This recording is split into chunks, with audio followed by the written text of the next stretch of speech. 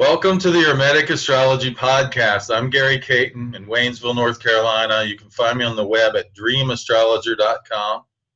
And I'm here with a very special friend, Sharon Malachowski of roseofsharon.com.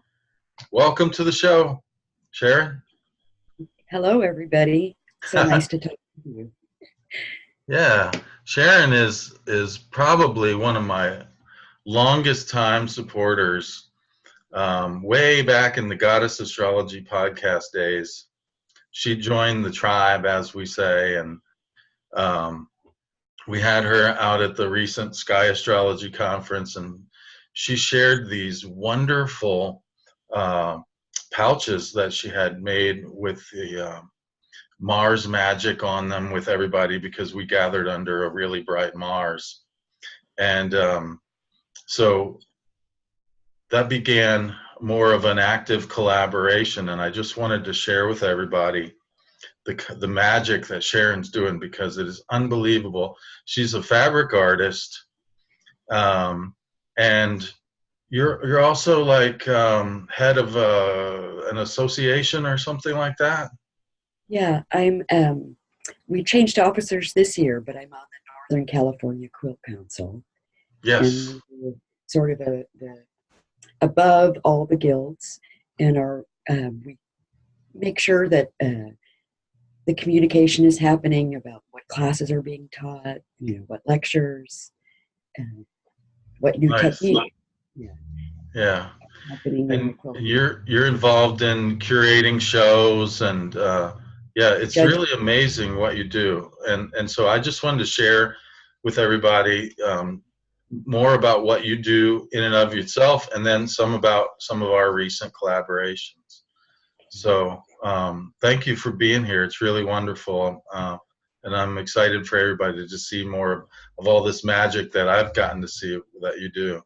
So, so folks might be curious or wondering, when we think of talismans and amulets, we think of metals and perhaps liquids or hydrosols, and we don't often think of fabric. But I will share my screen in a minute. But what I want you to know, that weaving and spinning go way back to the Neolithic, and they're ancient arts. So I'm going to share my screen and show you how textiles come into magic. And it might take me a minute.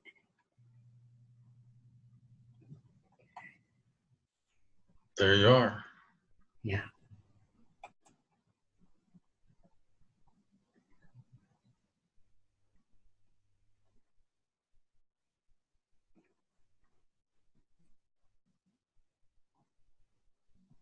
Sorry, it might take a minute.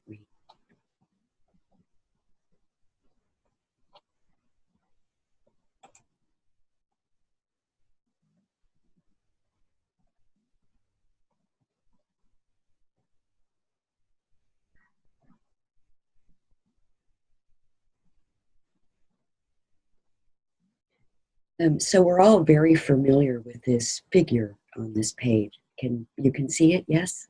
Yes. Okay, perfect. So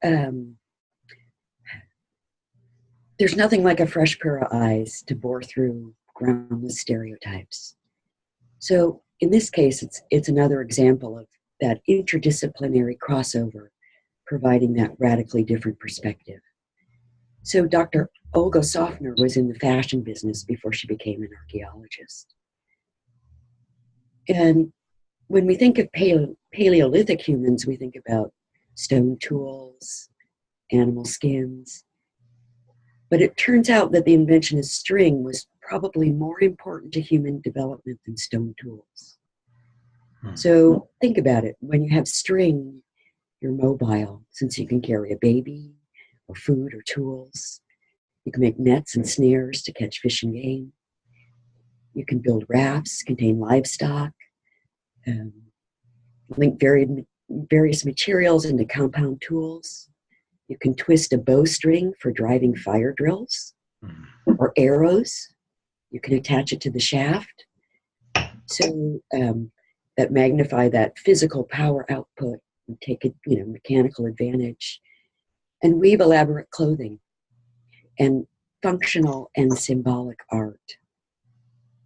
So how she found this out was as she looked at the Venus of Waldorf.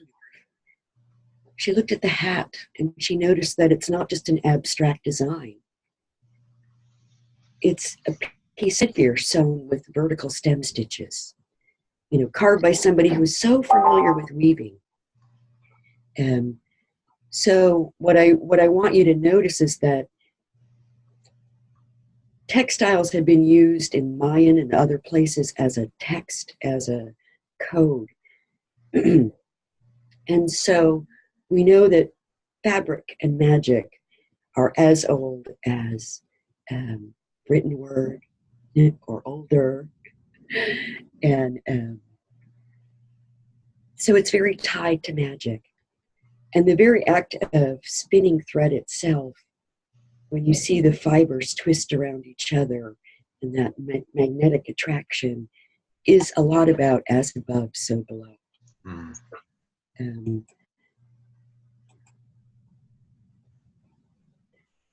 I also shared with Gary, this is the oldest textile that we have, or extant textile in existence. This was found in a side channel in an Egyptian tomb, and it was found inside out with the elbows creased. So the thought is that as someone was working, they got hot and pulled off their shirt. So this is most likely not a garment that's a king or a prince. This is a workman's shirt. And I want you to notice the fine pin tucks. And it's approximately 5,000 years old. Wow. And so when we look closely at the fibers, this is woven as finely as linen today or a t-shirt today. So spinning and weaving and creating with fibers is not a new art. And then the next thing that I'll show you is this is the oldest patchwork in existence. And it's part of a canopy tent from a queen's tomb. And so patchwork and quilting are also not new arts. Again, this is approximately 2000 BC. So quilting is not an American art. We have examples of quilting from Egypt. Here's another one. And we have examples from the Silk Road. So the last slide, this is the bottom of a shoe, and then they would dip it in tar to make it waterproof. And then the top, and it's finely worked. So anytime we put 3 layers together and stitch them, it's called a quilt. So I'm going to end this one.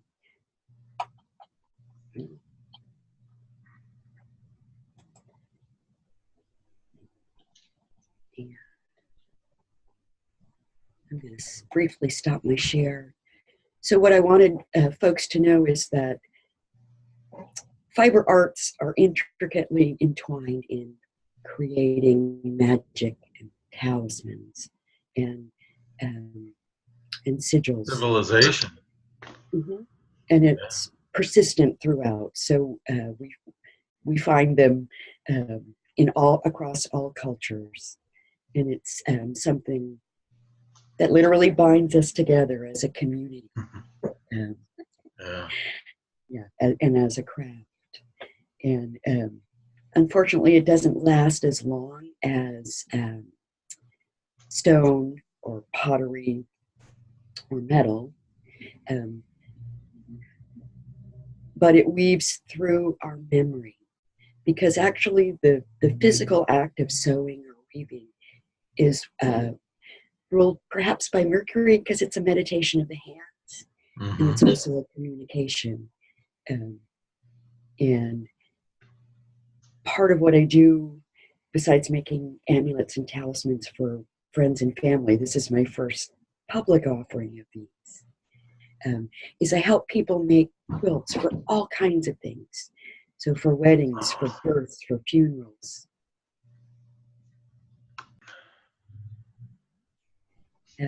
So you're very lucky if you have one of those heirlooms. Um, and when I do, and I've done quilts for death or grieving. And what you may not know is the term "get your mojo on." Mojo is a small patch, usually red, but not always, from one of your ancestors. And when a person dies, you would, or from the patch that they would wear as an amulet around their neck. And when a person dies, you take that patch, and it's typically a log cabin block.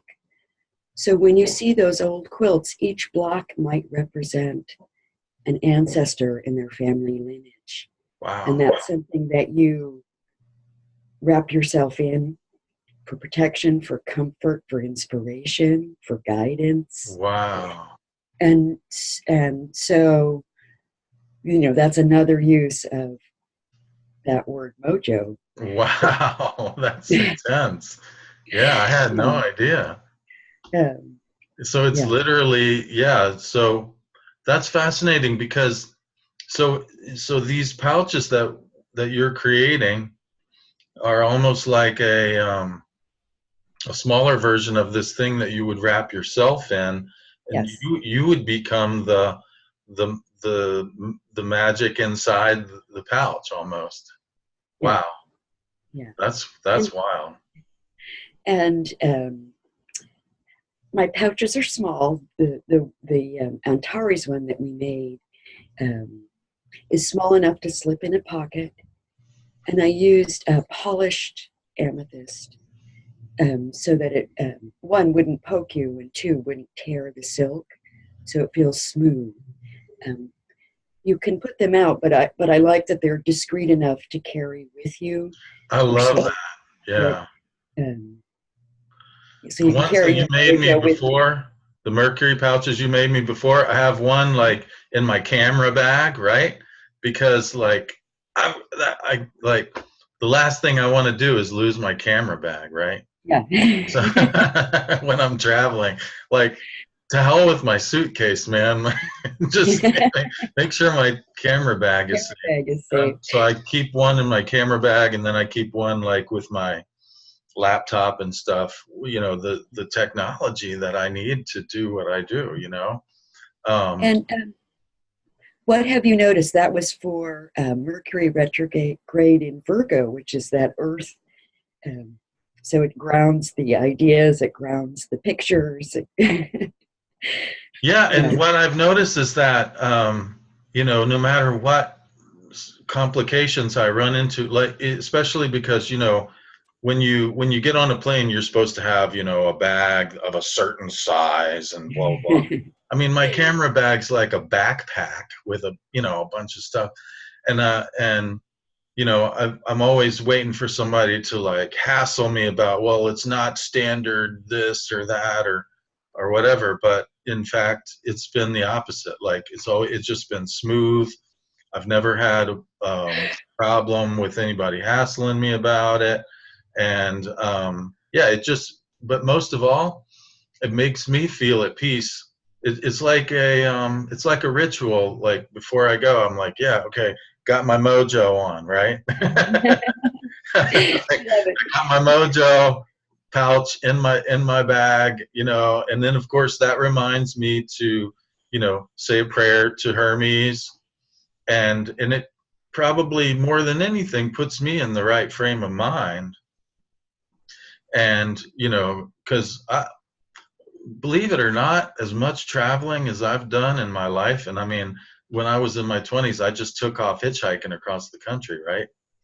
I still get nervous when it's time to travel, and it doesn't, Yeah. Probably because I'm a Virgo moon, I guess. But yeah, so it helps me most of all with that. But I think that the fact that I haven't lost anything or had any hassles or anything like that, it probably has to do with. That's awesome. Yeah, Yeah. Yeah. exactly. And that's So, some of the feedback I got from a couple dear friends that I shared those with. And as I said, I'm looking forward to creating more just because I do get good feedback and they work for they work very well for myself and it sounds like my friends. So and they're that makes me very beautiful, you know. happy. The ones that you made for us at the Sky Astrology conference, just so gorgeous, and everybody was just so amazed. That was such a beautiful thing to be, you know, generous thing for you to share, and it, you know, there was such a feeling of community there already, and then, you know, when you get stuff like that going on, it makes it truly feel like family, you know. It does. It was like Christmas in July. Oh, that's heartwarming, and it Yeah, was really nice to have some face-to-face time with the SAC tribe and get to know them. And, and then now today, it's heartwarming to get to know the Hermetic Astrology Podcast tribe, and right I on. look forward to meeting some of those folks face to face because we have a connection, um, even though I don't know them in the body yet. I can feel the Hermetic Astrology Podcast tribe and that connection. I'm hoping that I'm gonna get like a private Facebook group for us for the members, so we can start hanging out more together and get some more of that tribe action going on. Um, but let's so maybe we can tell the story of how this latest creation came about. Maybe I can start by sharing how I got in touch with Antares, and then I'll hand it off to you, and you can show That sounds perfect. Yeah. pictures and stuff. Yeah, so you know, as a person who has an intimate relationship with the sky, of course, I'm always like, um, you know, just noticing phenomenologically what shows up in the sense of like what catches my eye, right? Because I mean, there's a sky full of stars, but you might be walking along and there's a little narrow opening in the trees, and there's this one star just like beaming at, and you're like, oh my goodness, hello, you know. Uh, and what happened with Antares was kind of like that. It started out actually more on the human realm. It can happen both ways. This one happened on the human realm. Um, my friend Brett, Gemini Brett, had called me and he said, hey, you know, the people over there at Astrology Hub need some help. Somebody had to drop out and they need someone to fill in at the last minute. And I'm like, okay. So they're like, you know, you need to cover the new moon and the full moon. So I took a look at the full moon, and it was conjunct Antares, and the new moon I think was conjunct the one in Taurus, Algol, right? So I'm like, oh, I'll do a class on fixed stars, you know, and it didn't even occur to me at the time. Brett is somebody that has Antares in his chart, right? So it's like Antares representative called me on the phone, say, hey, we got a job for you. And then luckily I got it. I was supposed to talk about Antares. And then I started noticing when I was out, like I said, I would be out and I'd be like, maybe I was going to photograph Mercury or whatever. And I'd turn, and then Antares would be like, would just be like twinkling right at the right time or something and catching my eye. And people started showing up with Antares in their chart and stuff. And I'm like, wow, um, this star's really speaking to me, you know. So I started to develop a relationship with it. And then I started looking at, oh, you know, this is last year, of course, in 2018. I started looking at, oh, Jupiter's going to be going into Sag next year. And I want to look at like, you know, some magical opportunities around that. So what do? I just draw up the chart for the first day that, you know, Jupiter ingress is Sag. That's, you know, where you start at the beginning. The day that Jupiter ingress is Sag, of course, Mercury is right on Antares. And I'm like, hello. And of course, you know, he ends up making a triple pass over that star.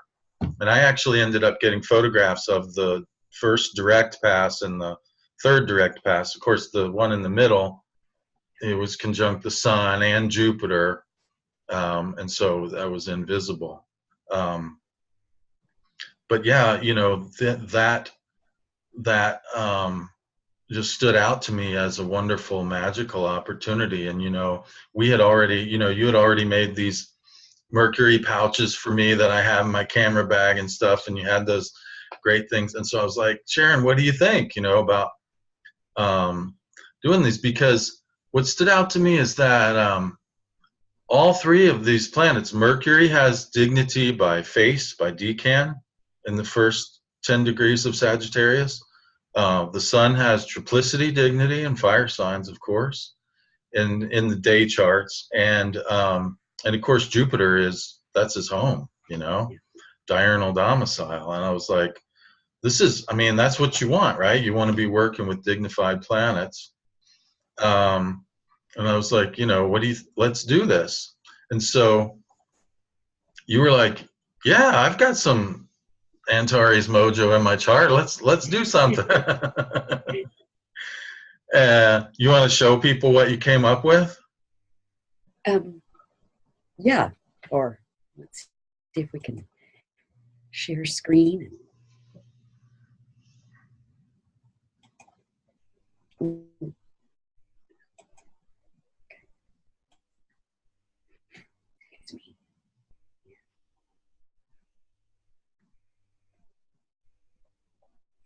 Let me see if I can go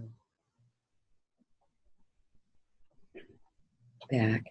This was just an example. This is a piece of a shoulder epaulet from a Napoleonic military uniform. And you can notice the, I'm going to call it Hermes staff or staff of Asclepius. Yes. And I am not sure why. There we go. But that was the last one of that slideshow. Okay. Sorry, folks. So putting Hermes on cloth is not a new thing. Yeah, exactly. So I'm pretty sure this is the first one, but I sketched a glyph, and then so this is a combination of Jupiter, the crescent of Sol above the cross of matter, Mercury, and then the bottom part is the glyph for Antares. Antares. Yeah. And I have silk fabric sheets that are pressed onto a paper backing, and then I can run those through my printer. And I usually use a special ink that's made for fabric in my printer. And so Gary had sent me the times for elections. So I had done this, we pre-did the sketches before, but I tested them on first direct conjunction and did 2 samples just to make sure that my measurements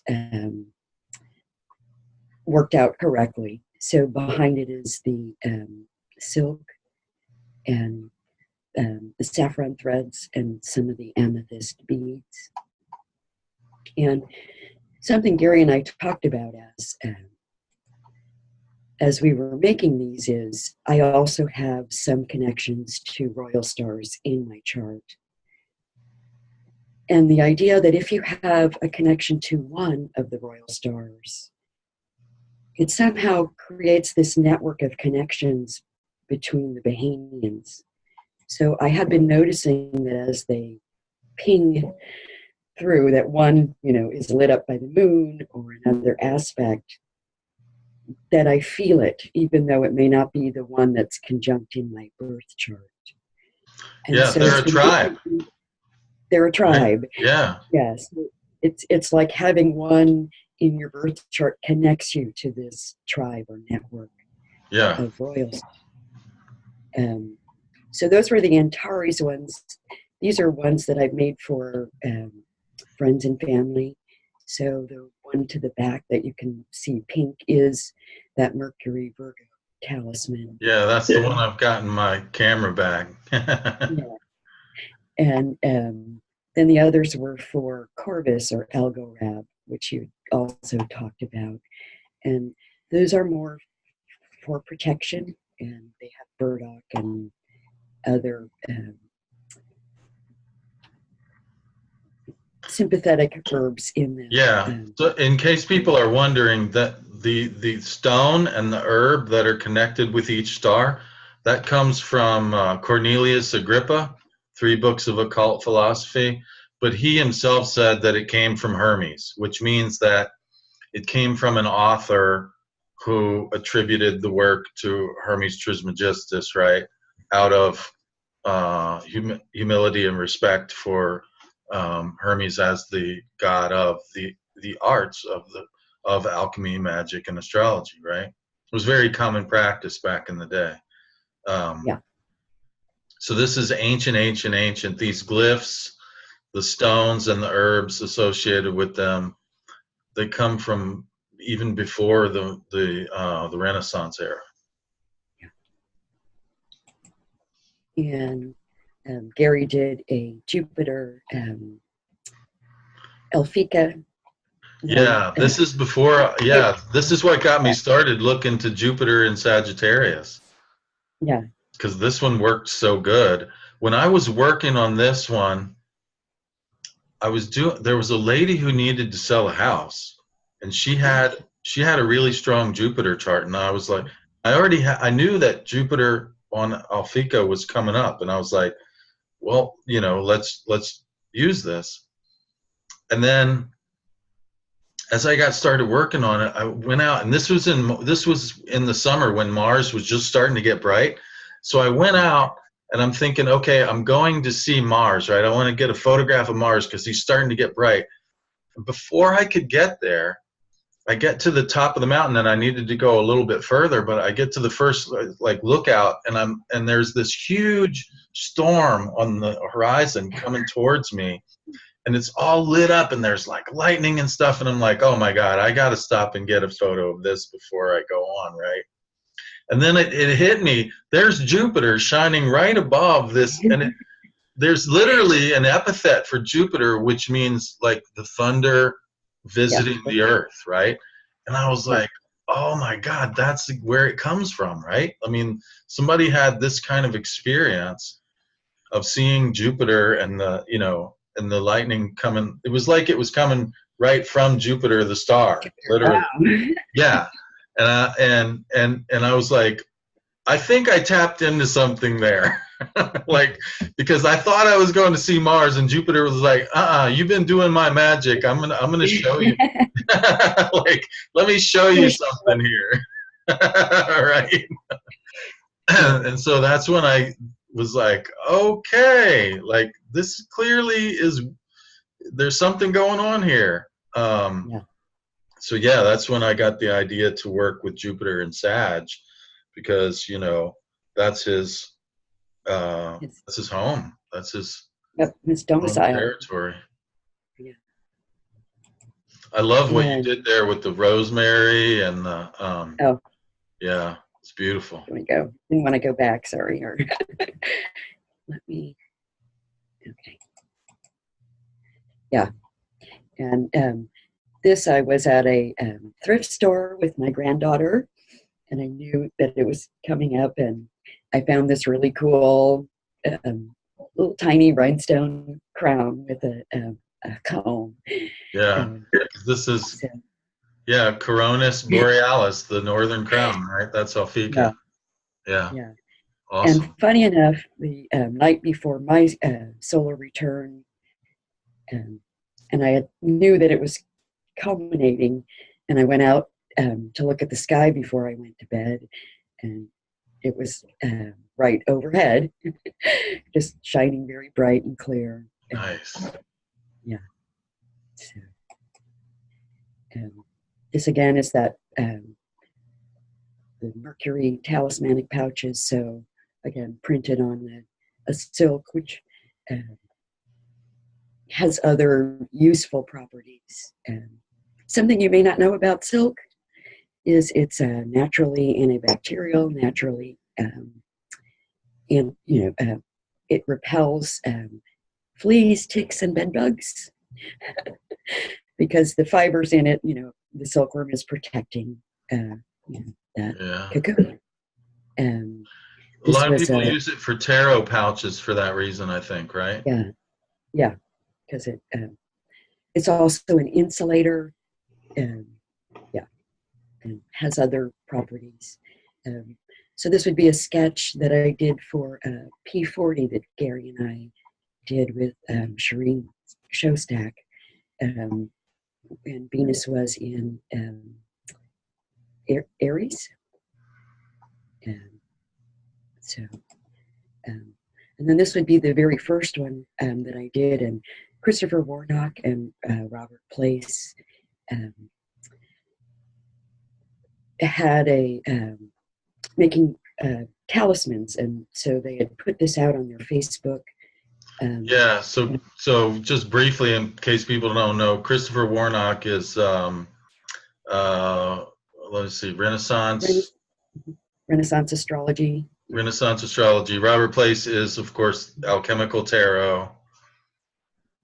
Yeah. So Robert did the sketches, and Christopher did the elections, and it had to do with his talismanic magic course, and so they released it a few weeks before, and it was for wealth and happiness, and I was like, what's not to like about that? And it's the second Jupiter in its exaltation, right? Yeah, exactly. Nice. So this is actually like I did two. I did a small pouch to put in my pocket, and they had a black and white design and a color design. And this one I made into a beanbag, for lack of a better descriptive term. But I can place crystals on it, and it sits on various altars, and nice. Just kind of grounds my home. Awesome. And then, even though we started backwards, again, this is just an example of doing different kinds of talismanic magic. If the textiles survive, we can find them through all periods of history. That's awesome. Thank you so much for sharing that. Yeah. And if people want to get some of that magic that we worked up, so let's see, it's Rose O'Sharon on Etsy, right? And my website is roseosharon.com. So it's O, not of. So just how right. Rose O'Sharon. Yeah. Cool. Yeah. And you know what? I know for sure that this stuff works, because while you were doing all your beautiful work, stitching these things up and putting the stones and the herbs in and everything, I ended up doing a paper talisman on the day of the inferior conjunction, right? So you have the sun, Mercury, Jupiter, and Antares, right? And so I made a glyph that combined all of those, right? Made a sigil, and I waited until they were culminating on that day of that conjunction, and I inscribed. Actually, I can show people. I inscribed several of my books with that same sigil. Oh, I love it. So there's the glyph of like the sun, Mercury, then you can see the crescent of Jupiter, right? And then there's the glyph of Antares down there. And then here's the wonderful bookmarks that Sharon made for me that have that same glyph on there, right? Look at that. I mean, so, and then after I was done with the books, when you're doing this stuff, typically you're working with the planetary day of the planet that you want to get, and then the planetary hour.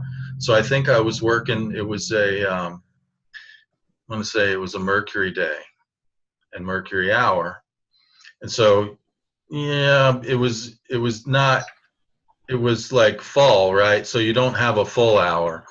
And so I didn't know, so I was like, I didn't know how much time I would have, but I got the books finished and I was like, oh wow, I have like, I don't know, 10 minutes left or something. I was like, I'm going to make myself a little paper talisman. So I had already like gotten fluid with the like, shape and everything. So I sketched one out and I put it on my altar almost as an afterthought. And this alignment was what it wasn't quite.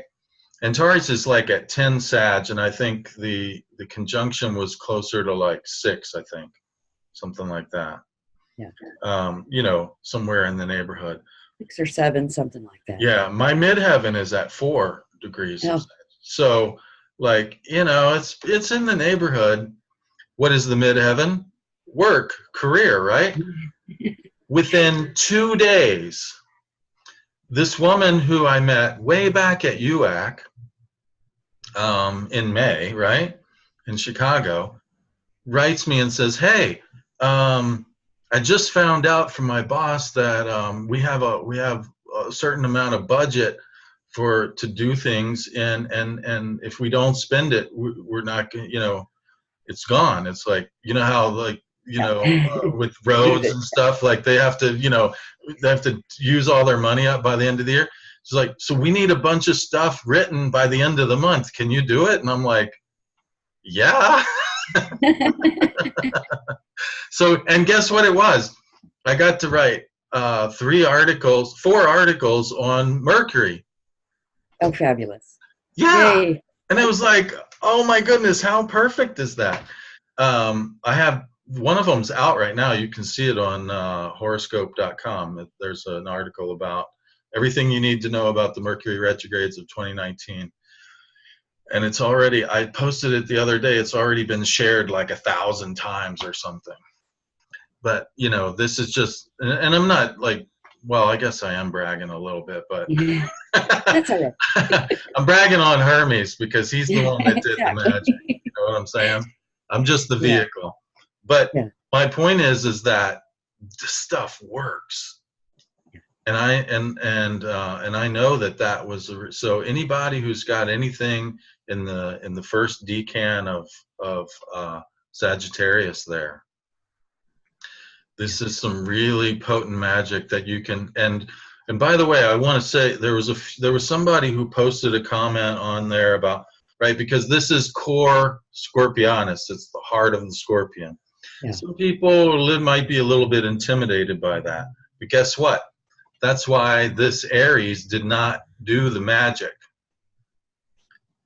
I got this beautiful, gentle, sweet lady to do the magic because, you know what I'm saying? Like that way we know that it's from the goddess, Yeah. And I mean, I helped, drawing up the charts and got you the hours and whatnot. But you're the mage here, and so if anybody's concerned about the edginess of the energy or of that, I think that, I mean, just look at Sharon and you can see that you don't have. She's not going to hurt you. Well, one of the quotes that I found when I was looking up Antares was from Richard H. Allen's Star Names and Their Meaning. So even though they had Agrippa and other people talking about it, there was a quote, and he doesn't say where it's from, but the alchemists held it, Antares, in high regard, for only when the sun was in this sign could the transmutation of iron into gold be performed. Ah. So it was interesting that he said iron, not lead. Iron is from Mars. Yeah.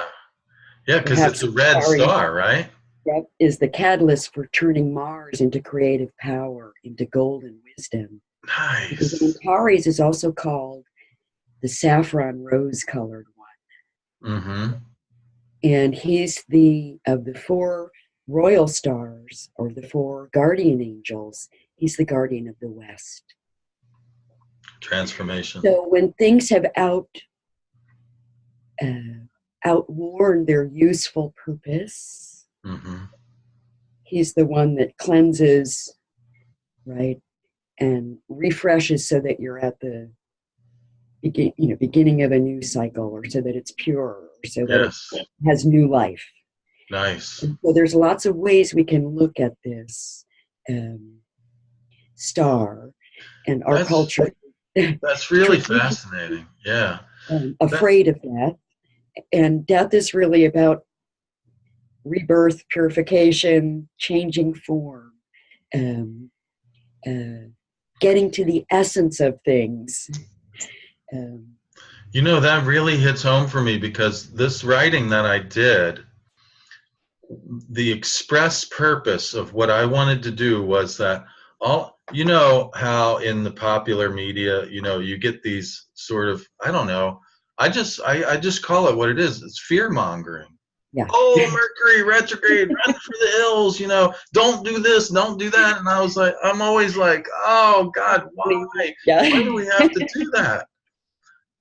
And so for a long time I've really been wanting to change that story, right? I mean, I wrote a whole book to try to change that story. And then so when I get one of these popular media people coming and saying, hey, do you want to write about Mercury? I'm like, yes, because literally what you just described, when something becomes like old and outworn and like it's, that's an old stale message that I don't think is really useful. I don't even know how it got started, but it kind of became this thing that nobody's getting anything out of anymore. And I really just wanted to change that message. And I got this, and this star and this planet gave me the opportunity to do that. And I actually learned. I mean, here's the thing, and I mean, I've studied these cycles enough that I literally wrote a book about them, and yet I still was learning new things about it when I was doing this writing. You know, I started looking at my chart, and I was doing the part of the writing that hasn't come out yet is I had to look at all the different aspects that Mercury makes and see like, and so for instance, if somebody says, oh, what does Mercury square your Mars, right? So if Mercury in the sky, transit Mercury is square your Mars, what does that mean? Well, of course, right away I go, well, it depends, because it might be like just a quick hit where it just comes by and zoom, you get this little thing. Or it might be one of these things like it did with Antares, where it comes by, stops, goes back across, comes back again. That's a different deal, right? And I started looking at, okay, what happened when Mercury did the 3 pass to my Mars? And I was like, whoa, that's every bit as powerful as these outer planet transits that you hear people talk about. It was a really big deal because, like, literally, when I took off to go hitchhiking, like, literally, I think it was like a week before Mercury was doing this triple pass across my Mars, and it's like, holy crap, like that trip when I took off and like just went on my adventure, it changed my life. Yeah. And the thing is, like, that's, so I think what I'm saying is, I think that Mercury retrograde does that too. What you're saying that Antares does, maybe that's why Mercury has dignity there in the place where Antares is.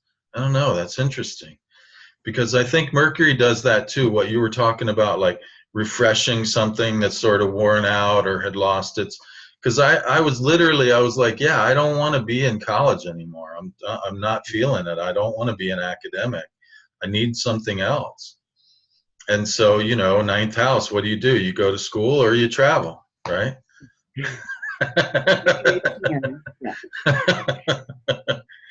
So yeah, that's really cool. I love this magic.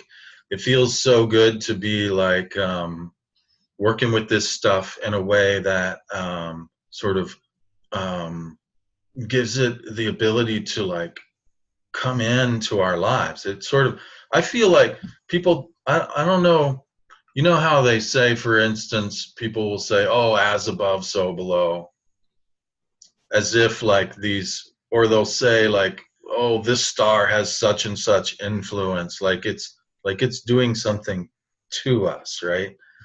But I don't see it like that at all. I think that it's actually goes both ways, you know, as above, so below, and as below, so above, right? There's a, Yeah. I mean, we've talked about that. That's actually what the Emerald Tablet says. But I feel like these talismans, or these are really amulets, is what these are. These are more protective than anything. But also talismans, I think they're an invitation.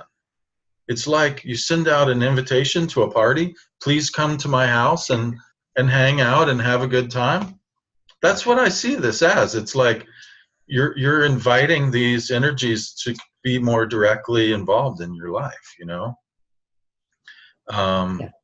And that's it. Just I don't know. It's fun. Yeah. It I've is had a fun. lot of And fun so, with this, and I'm really happy that you were ready, that you were game for it. And I'm just blown away by. I'll show y'all in first person. This is mine. I have it here on my altar. So this is what it looks like in the first person. So it's like, yeah, it's. I mean, I have fairly big hands, but it's like, you know, you can definitely slip it in your pocket, or, you know, and that, you know, if you want to do like the hidden aspect of Mercury, you know, you could just. yeah, Now you've got your mojo on. Nobody exactly. nobody has to know, you know. It's like in the old days when you had your tattoo up here, right? So it was underneath your shirt sleeve.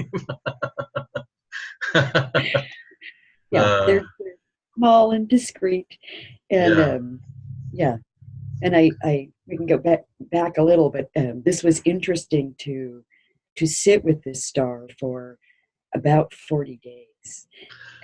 Yeah, I was This going to was the ask you about testing, that. What do you think is yeah, what do you think so it's that done I to would you? like work certain days and hours for like 45 minutes here, depending on the planetary day and hour. And then Right? the very last conjunction was the December 19th, 20th. 20th, Yeah. where they were all together, is where the final stitches were put on. Mhm. So the process. One of the things that I noticed on that very last day, because I had made 34 for Jupiter, and then I had one for myself that I slipped in my pocket. Boy, did I get a lot done that day. And in fact, I had it out because, so that my body could rest. But it was sort of a little bit like a rocket fuel. Wow. um, Nice. yeah. So, So yeah. if you So, need a little oh, you need a little pick me up, put that in your yeah, you back could. pocket and nice. Um, but yeah, no, that was one of the things that I noticed about Antares. A lot of the fear dropped away, and I noticed that it's really about that purification and releasing whatever no longer serves you, Mm. and having clear communication um, and memory from the Mercury part, and Yes. and again that oomph from Jupiter to like go for what's true, go for that inner truth, Yeah, that that's also yeah, something that I noticed too, is that when I was doing this writing, you know, writing is difficult. It's not easy, yeah, and sometimes it can be more difficult than others. You know, you just like literally, you know, you come up against writer's block where it's like you have no idea what the next word, like you just there's no yeah, words. It was totally the opposite. I just flew through this stuff, and it's like, and sometimes when I write, I go back and I like, you know, I change it and a lot, you know, and multiple revisions, and then at the end I'm like, yeah, okay, this is good. But this stuff, it basically just flew out of me, and there was very little revisions, and I knew it was good. Like boom, first, you know, it's like when you hear musicians say, yeah, we recorded that one on the first take, right? It's, Yeah. yeah, I was like, man, this is good stuff. You gotta love it when it happens that way. Yeah. Yeah. That's great. So yeah, so right now in the sky, Jupiter is at 14 Sag, and Venus is at 10 degrees Sag. So Venus is coming back and activating the same degree of this star, Antares, that Mercury passed over 3 times. So if you want to get some of this magic to use in your life, right now is a beautiful, perfect time with Venus going back over and activating that. Especially because Venus is like, you know, really sweet and you know, loving and kind of, you know, yin and everything, and kind of, you know, add a little bit of sweetness to that. Yeah. So and you, by the way, you know, you can see that in the morning sky, right? If you've got clear skies, it's supposed to be cloudy here for the next few days, but there's a wonderful show going on in the morning sky where you've got the Scorpion coming, you know, rising up, and Venus and Jupiter joining right there by Antares. Yeah. They're just So beautiful. Yeah. We have rain here too, but I've seen some fabulous shots on Earth Sky and Facebook. yeah. I got to see it. You know, I'm in a little bit of they call them a cove here, you know, or a holler, right?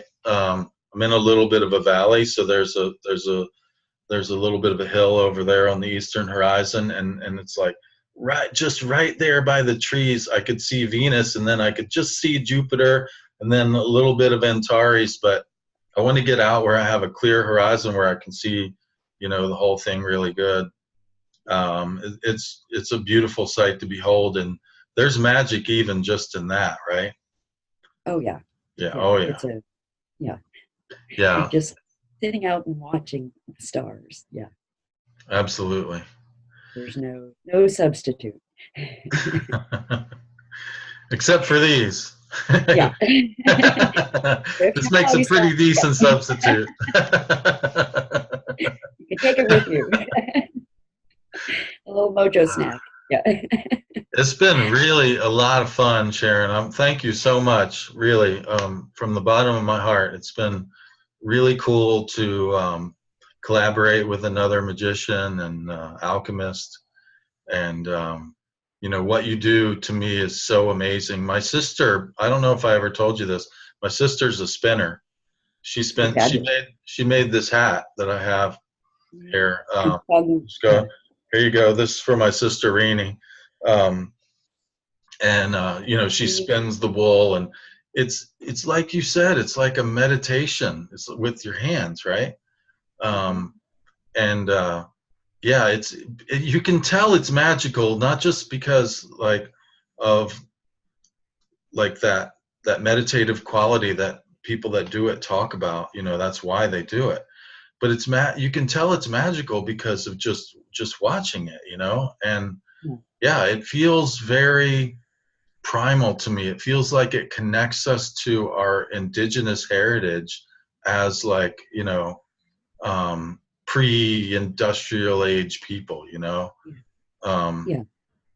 Which is where astrology comes from too, you know. So Yep. it seems like really a marriage made in heaven. Yeah, a marriage of the two. And that is something that I noticed through this period of working. It felt like a repair for me, because the work of the hands, the work of creating those images or pouches, is different than the word. And I think some of the split in our, at least in 2 out of the 3 Abrahamic religions, and even today, they go for the primacy of the word, right? Yeah. No images. And this is bringing them back together, because there's a a yin or feminine power in the symbol, and Mercury also has both. He doesn't just rule words, he rules the crafts and the work of the hands. Absolutely. So I see our next step is marrying both, because it's not that we want to throw out the word, and it's not that we want to throw out the image. And certainly that's part of this new internet age, is how do we marry both as ways of communicating with each other and nurturing each other. Yeah, beautiful. Yeah, I love it. The image, what is it? The alphabet and the goddess. There's a guy that wrote a book about that, right? Yeah. Yeah. And that, right brain, left brain. Yeah, and it's really important to, like, remember to nourish both, so that we're balanced. And that's the other reason why to do this stuff and to get out there under the sky, because an intellectual understanding of this stuff is one thing, but when you actually have the experience of getting out under the sky or creating these magical items, it's really like brings it to life on a holistic level, where it's not just your head, it's your whole being that's interacting your whole with body. Yeah, awesome. Well, thank you for having me. Thank you so much. I am honored that you're here. And again, roseosharon.com and Rose O'Sharon on Etsy to get your mojo on. All right, so that's it for this time. We'll be obviously working on some more stuff in the future, and if you want to hear about that, just stay in touch with the podcast on here and on Facebook. We'll have some more stuff coming. I was working on a glyph for Saturn and Vega before I got on here. Saturn's going to be. Oh, here's an interesting story I'll tell you before we go. With the alchemy, sometimes I make alchemical tinctures. They're called spagyrics. So, Saturn's in Capricorn, so it's time to do Saturn magic. So Saturn herbs, sometimes they're like nightshades and like stuff. Like, I don't want to mess with that stuff, man. You know what I'm saying? So it's like, what's a Saturn herb I can use? And I found out about this one herb. It's called horsetail. And it's really like rich in silica, and it sounds like a really sweet herb. And so I was like, yeah, I want to work with that one. So I just kind of, the first principle in Hermetics is that everything is consciousness. So that really what we're doing when we do this magic is we're just focusing. It's a way of focusing our consciousness to interact with a specific pattern, right?